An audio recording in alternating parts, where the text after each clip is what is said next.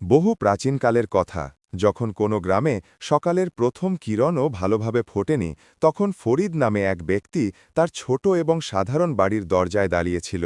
সে আকাশের দিকে তাকিয়ে তার প্রভুর কাছে দোয়া করল, হে দুনিয়ার মালিক, তুমিই সবাইকে রুজি দান করো। আমি আজ আবার তোমার সন্তুষ্টির সন্ধানে বের হচ্ছি। আমার পদক্ষেপে সেই শক্তি দাও, যাতে আমি কখনো সেই রুজির দিকে না যাই, যাতে কোনো সন্দেহ বা সংশয় থাকে। আমার হৃদয়কে এত মজবুত করো, যাতে আমি অবৈধ উপার্জনের জাঁকজমক প্রত্যাখ্যান করতে পারি। ফরিদের বয়স ছিল মাত্র ২২ বছর, এবং তার মুখে ছিল সরলতা ও এক অদ্ভুত জ্যোতি। সে ছিল গরিব। তার অবস্থা তার পুরনো ও সাধারণ পোশাকেই বোঝা যেত, কিন্তু তার ঈমান ছিল খুবই দৃঢ়। সেই সকালে সে শহরের সবচেয়ে বড় বাজারের দিকে চলল, যা তার জাঁকজমক ও ব্যবসার জন্য বিখ্যাত ছিল। যখনই সে বাজারে পৌঁছাল, চারদিক থেকে আওয়াজ শোনা যেতে লাগল।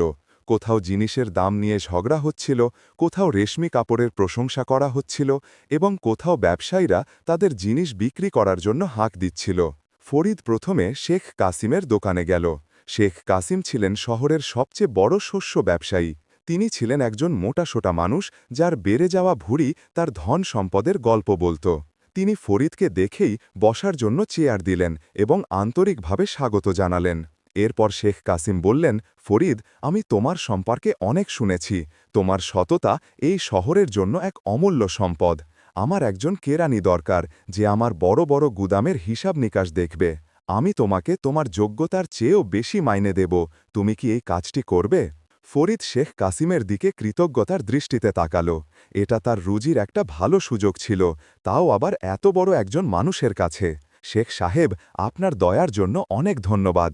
আমি পুরো নিষ্ঠা ও সততার সাথে এই কাজটি করব, কিন্তু আপনি কি আমাকে কাজের পদ্ধতিটা একটু বুঝিয়ে দেবেন? শেখ কাসিম একটু কাছে এসে ফিসফিস করে বললেন, দেখো বেটা, সময় বদলে গেছে। আমরা পুরো শহরকে শস্য দিই, তাই কখনো কখনো গ্রাহকদের খুশি রাখার জন্য আমাদের ছোটখাটো হেরফের করতে হয়। উদাহরণস্বরূপ, যখন কোনো গরিব কৃষক তার শস্য বিক্রি করতে আসে এবং দাড়িপাল্লায় ওজন একটু কম হয়, তখন তুমি হিসাবে তাকে একটু বেশি লিখে দেবে, যাতে সে সব সময় আমাদের প্রতি অনুগত থাকে। আর যখন কোনো ধনী অজ্ঞ ক্রেতা কিনতে আসে, তখন ইচ্ছে করে দাড়িপাল্লায় সামান্য কম করে দেবে। এগুলো ব্যবসার কৌশল, যা মুনাফা বাড়িয়ে দেয়। ফরিদের মুখ এক মুহূর্তে ফ্যাকাশে হয়ে গেল। তার শরীরে যেন এক শীতল হাওয়া বয়ে গেল। সে বুঝতে পারল যে শেখ কাসিম তাকে অবৈধ উপার্জনের পথ দেখাচ্ছেন। কৃষকের সাথে ধোঁকা এবং গ্রাহকের অধিকার নষ্ট করা, এটাই ছিল শেখ কাসিমের পদ্ধতি। ফরিদ অত্যন্ত বিনয়ের সাথে বলল, শেখ সাহেব, আমি আপনার প্রস্তাবের মূল্য দিই, কিন্তু আমি এমন রুজি নিতে পারি না যার ভিত্তি অন্যের অধিকার নষ্ট করার ওপর। আমি দাড়িপাল্লার অসততা থেকে অর্জিত সম্পদ আমার ঘরে নিয়ে যেতে পারব না, এমনকি আমাকে অভুক্ত থাকতে হয়। আপনি যদি আমার কাছ থেকে কেবল সত্যিকারের এবং সৎ হিসাব নিকাশের কাজ করান, তবে আমি এখনই কাজে হাজির হচ্ছি। শেখ কাসিম বিরক্তির সাথে চোখ ছোট করে বললেন, ফরিদ, তোমার এই নীতিগুলো তোমাকে সবসময় গরিবই রাখবে। এই বাজার এভাবেই চলে, যুবক। ফরিদ অত্যন্ত শ্রদ্ধার সাথে তাকে সালাম করল এবং বলল, যদি আমার সততা আমাকে গরিব রাখে, তবে আমি আমার এই দারিদ্র্যকে আপনার এই মিথ্যে সমৃদ্ধির চেয়ে শ্রেয় মনে করি। ফরিদ সেই দোকান ছেড়ে দিল, যা তার সমস্ত দুশ্চিন্তা দূর করে দিতে পারত। সে আবার বাজারের গলিগুলোতে ঘুরতে লাগল। তার পা ক্লান্ত হয়ে গিয়েছিল এবং পেটে ক্ষুধা ছিল, কিন্তু তার হৃদয় ছিল গর্বে ভরা। সে অবৈধ উপার্জনের লোভ প্রত্যাখ্যান করে তার প্রভুর ইচ্ছাকে বেছে নিয়েছিল। তার এই সন্ধান তখনও শেষ হয়নি। তাকে তখনও এমন একটি দরজা খুঁজতে হবে, যা হালাল রুজির আলোয় ভরা। শেখ কাসিমের দোকান ছাড়ার পর ফরিদের হৃদয়ে একাকিত্ব আর আশার এক অদ্ভুত মিশ্রণ ছিল। একদিকে সে অবৈধ উপার্জন প্রত্যাখ্যান করেছে, অন্যদিকে তার তখনও কাজের সন্ধান ছিল। সে বাজারের সেই অংশের দিকে গেল যেখানে দামি জিনিস যেমন গয়না, রেশম এবং আতর বিক্রি হতো। এই অংশটি শহরের সবচেয়ে ধনী ও বিখ্যাত লোকেদের ছিল। এখানেই শহরের বিখ্যাত জহুরি ও বড় ব্যবসায়ী শেঠ হিম্মত রায়ের খুব জমকালো দোকান ছিল।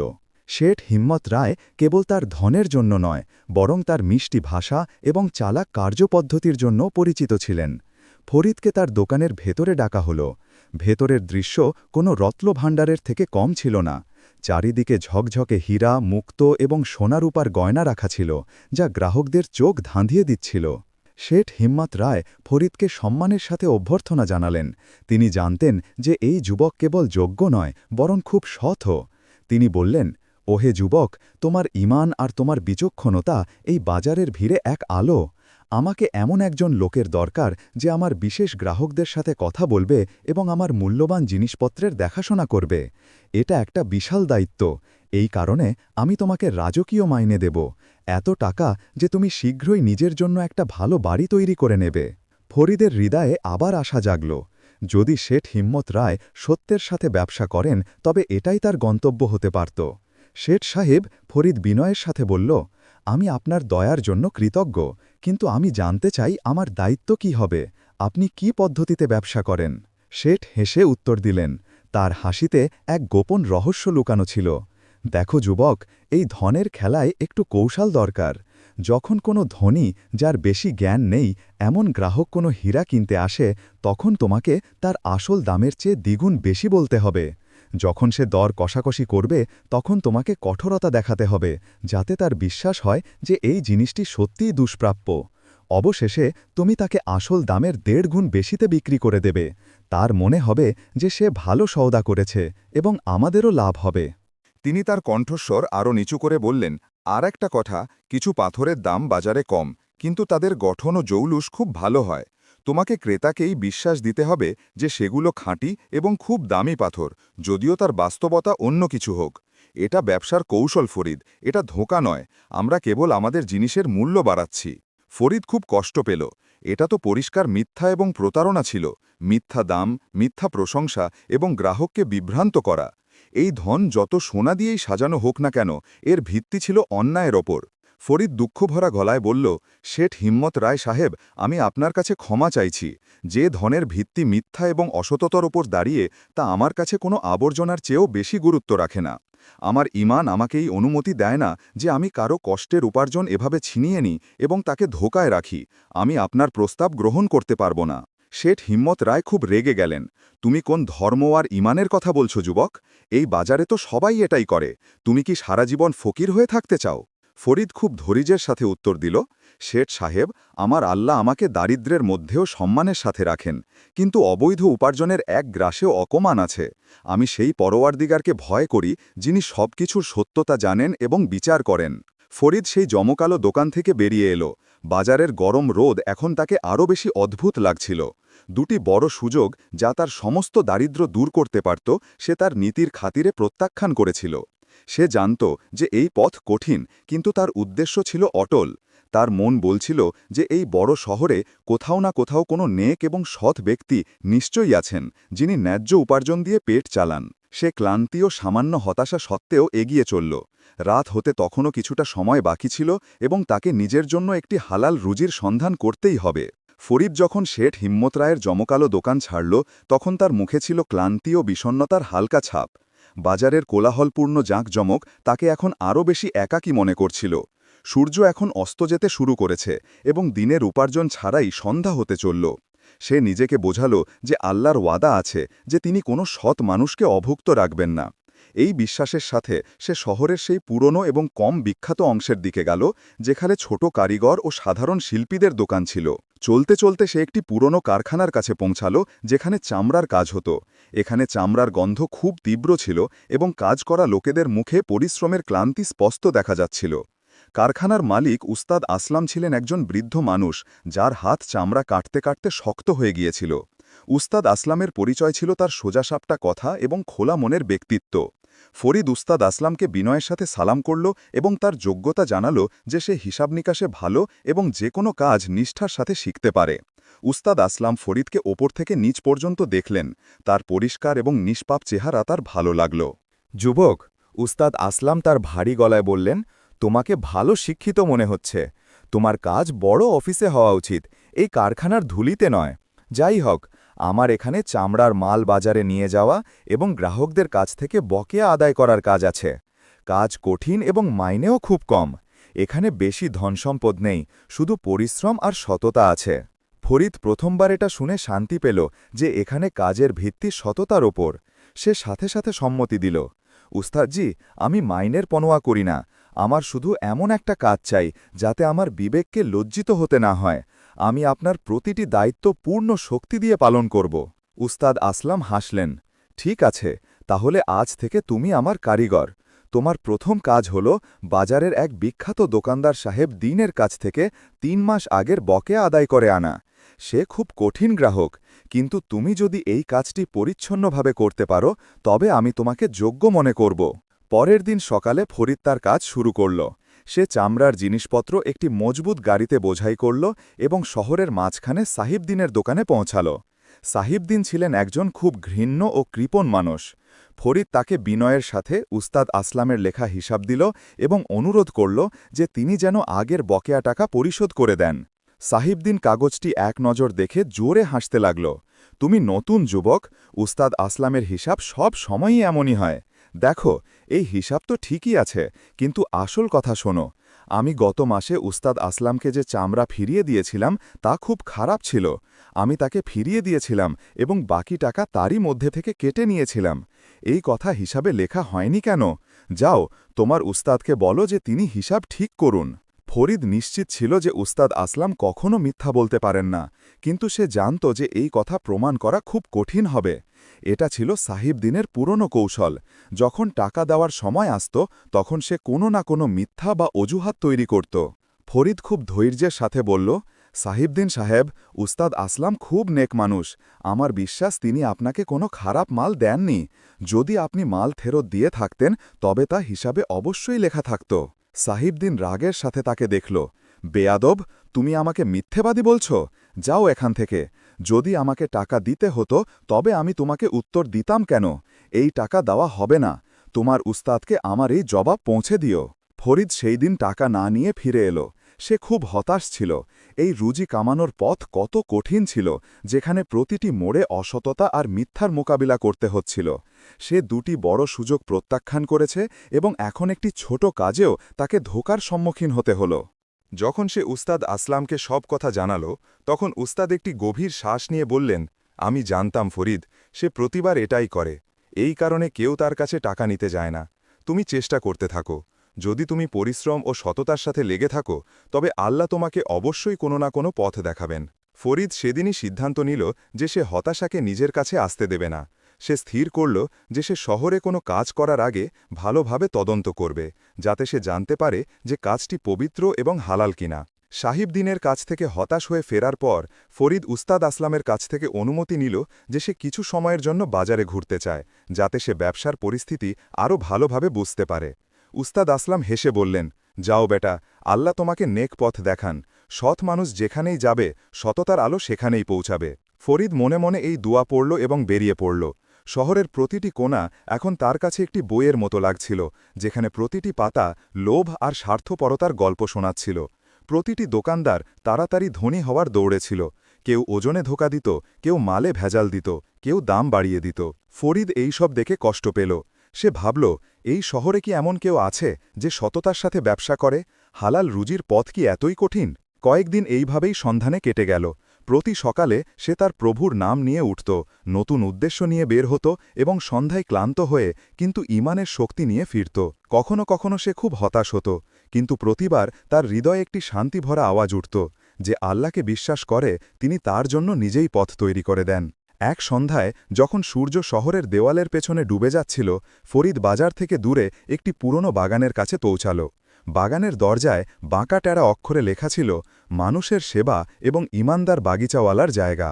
এই শব্দগুলো যেন সরাসরি তার হৃদয়ে গেঁথে গেল সে বাগানে প্রবেশ করল সেখানে মাটির গন্ধ বাতাসের শীতলতা এবং পরিশ্রমের সতেজতা ছিল একজন বয়স্ক মানুষ সাদা দাড়ি ও সাধারণ পোশাকে গাছে জল দিচ্ছিলেন তার নাম ছিল খাদিম হোসেন যাকে শহরের লোকেরা ভালোবেসে বাগিচাওয়ালে বাবা বলত তার হাত পরিশ্রমে শক্ত হয়ে গিয়েছিল কিন্তু মুখে জ্যোতি এবং চোখে শান্তি ছিল ফরিদ তাকে বিনয়ের সাথে সালাম করল এবং কিছুক্ষণ তার নীরব পরিশ্রম দেখল এরপর সাহস করে নিজের পুরো গল্প তাকে শোনাল কিভাবে সে দুটি বড় সুযোগ ছেড়েছে মিথ্যাকে প্রত্যাখ্যান করেছে এবং এখন হালাল রুজির সন্ধানে ঘুরছে খাদিম হোসেন খুব মনোযোগ দিয়ে তার কথা শুনলেন এরপর হেসে বললেন যুবক তোমার ঈমান এই যুগে এক বিশাল আশীর্বাদ আমার বাগানের জন্য এমন কোনো মানুষেরই সন্ধান ছিল তুমি যদি চাও তবে আমার সাথে কাজ করতে পারো। তিনি বোঝালেন, কাজ সহজ নয়। ভোরে সবজি তুলতে হবে, সেগুলোকে পরিষ্কার করতে হবে, ওজন করতে হবে এবং তারপর শহরের বাজারগুলোতে বিক্রি করতে হবে। কিন্তু মনে রাখবে, একটি দানাও কম হওয়া চলবে না। যদি বেশি চলে যায় তাতে কোনো সমস্যা নেই, কিন্তু কম যেন কখনো না হয়। এবং কারো কাছ থেকে তার দামের চেয়ে বেশি নেবে না, যদিও সে খুশি হয়ে বেশি দিতে চায়। ফরিদের মুখে আলো ছড়িয়ে পড়ল। সে বলল, উস্তাদ, এটাই তো আমি খুঁজছিলাম, এমন কাজ যাতে মিথ্যা না থাকে, ধোঁকা না থাকে, শুধু সততা আর পরিশ্রম থাকে। যাওয়ার আগে খাদিম হোসেন একটি গভীর কথা বললেন, যুবক, যদি কেউ তোমাকে ঘুষ দেয় বা বলে যে সবজিতে জল মিশিয়ে ওজন বাড়িয়ে দাও, যেমনটা অন্যেরা করে, তবে তুমি কি করবে? ভেবে নাও, আমার মাইনে খুব কম আর তোমার দারিদ্র্য আরও বাড়বে। ফরিদ বিনা দ্বিধায় উত্তর দিল, উস্তাদ, আমার জন্য সমস্ত ধনসম্পদ থেকে আমার ঈমান বড়। যদি আমাকে সারা জীবনও গরিব থাকতে হয়, তবুও আমি আমার রুজিকে অশুদ্ধ করব না। জল দিয়ে সবজিকে ভেজানো বা কাউকে ধোঁকা দেওয়া আমার জন্য অবৈধ। খাদিম হোসেনের চোখে উজ্জ্বলতা এলো। তিনি ফরিদকে বুকে জড়িয়ে ধরলেন। সাবাস আমার বেটা, এটাই হলো আসল সম্পদ। এবার আগামীকাল সকালে বাগানে হাজির হবে। আল্লাহ তোমাকে আমার কাছে এক আমানত হিসাবে পাঠিয়েছেন। পরের দিন সকালে ফরিদ বাগানে সবার আগে পৌঁছাল। চারদিকে শিশিরের আর্দ্রতা এবং মাটির সুগন্ধ বাতাসে মিশেছিল। ফরিদ পুরো উদ্যমের সাথে কাজ শুরু করল। গাছ থেকে সবজি তুলল, সেগুলো পরিষ্কার করল এবং দাড়িপাল্লায় সঠিক ওজন করল। খাদিম হোসেন বারবার বলতেন, কাঁটা সব সময় ঝুঁকে থাকতে হবে, অর্থাৎ গ্রাহককে সব সময় একটু বেশি দিতে হবে। ফরিদ এই নীতিকে নিজের হৃদয়ে গেঁথে নিল। সে প্রতিদিন সবজি নিয়ে বাজারে যেত, হেসে বিক্রি করত এবং সব সময় সঠিক ওজন দিত। ধীরে ধীরে লোকেরা তার সততাকে চিনতে লাগল।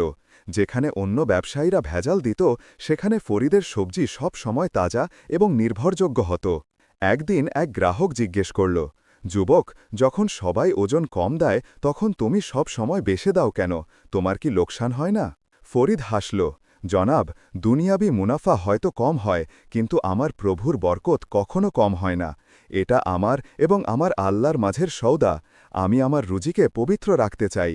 4 বছর এভাবেই কেটে গেল। ফরিদ কখনো অভিযোগ করেনি, কখনো মিথ্যা বলেনি এবং কখনো কারো অধিকার নষ্ট করেনি। তার পরিশ্রম এবং সততার উদাহরণ এখন পুরো শহরে দেওয়া হতে লাগল। এক সন্ধ্যায় যখন সূর্য বাগানের গাছগুলোর পেছনে লুকোচ্ছিল, খাদিম হোসেন তাকে নিজের কাছে ডাকলেন। তিনি হিসাবের কাগজ একপাশে রাখলেন এবং হেসে বললেন, ফরিদ, তুমি 4 বছর আমার দোকানে কাজ করেছ। সততা, ধৈর্য এবং ঈমানের সাথে তুমি ধনকে নয়, বরং আল্লাহর সন্তুষ্টিকে বেছে নিয়েছ। এবার সময় এসেছে যে আমি তোমাকে তোমার হক দিই। তিনি নিজের পকেট থেকে একটি ছোট চাবি বের করলেন এবং ফরিদের হাতে রাখলেন। এই বাগান এখন আমার নয়, তোমার। আমি তোমাকে পরীক্ষা করছিলাম, যাতে দেখতে পারি যে তুমি সেই আমানতের যোগ্য কিনা। এখন এই বাগান এবং এর সমস্ত বরকত তোমার। ফরিদের চোখ থেকে অশ্রু গড়িয়ে পড়ল। সে খাদিম হোসেনের হাতে চুম্বন করল এবং বলল, উস্তাদ, আমি ওয়াদা করছি যে আমি এই বাগানের নীতিগুলোকে সবসময় বাঁচিয়ে রাখব। এই বাগান হালাল উপার্জন এবং ঈমানের প্রতীক হয়ে থাকবে। সেই রাতে ফরিদ আকাশের দিকে তাকাল এবং আল্লাহর শুকরিয়া আদায় করল। সে বুঝতে পারল যে হালাল রুজির পথ হয়তো কঠিন, কিন্তু এর পুরস্কার এত বড় হয় যে সারা দুনিয়ার সম্পদ তার কাছে কিছুই নয়। এইভাবে ফরিদ প্রমাণ করে দিল যে যে মানুষ ধৈর্য, সততা এবং ঈমানের আঁচল ছাড়ে না, আল্লাহ তাআলা তাকে শুধু রুজিই দেন না, বরং সম্মান ও বরকত দিয়েও ধন্য করেন। এই গল্প থেকে আমরা এই গভীর শিক্ষা পাই যে সততা এবং হালাল রুজিই হল মানুষের আসল সম্পদ। ফরিদ অনেক সুযোগ প্রত্যাখ্যান করেছিল, যেখানে সে সহজে অবৈধ উপার্জন পেতে পারত, কিন্তু সে নিজের ঈমান ও নীতির সওদা করেনি। যখন সারা দুনিয়া লোভ ও প্রতারণার পেছনে ছুটছিল, তখন সে সততা ও ধৈর্যের পথ বেছে নিয়েছিল। তার বিশ্বাস ছিল যে আল্লাহ তাআলা প্রতিটি সৎ মানুষের রিজিক নির্ধারণ করেন এবং যে তার পথে চলে তাকে কখনো হতাশ করেন না। অবশেষে আল্লাহ ফরিদকে শুধু হালাল রুজিই নয়, বরং সম্মান ও শান্তিতে ভরা জীবনও দিলেন। এই গল্প আমাদের শেখায় যে সততা, ধৈর্য এবং ঈমান সবসময় জয়ী হয় এবং অবৈধ উপার্জনের জাঁকজমক শেষ পর্যন্ত ম্লান হয়ে যায়। যদি আপনাদের আমাদের এই গল্পটি ভালো লেগে থাকে তাহলে ভিডিওটি লাইক করবেন, শেয়ার করবেন এবং কমেন্ট বক্সে আপনাদের মূল্যবান মতামত অবশ্যই জানাবেন এবং আমাদের ইউটিউব চ্যানেল সাবস্ক্রাইব করতে ভুলবেন না। ধন্যবাদ।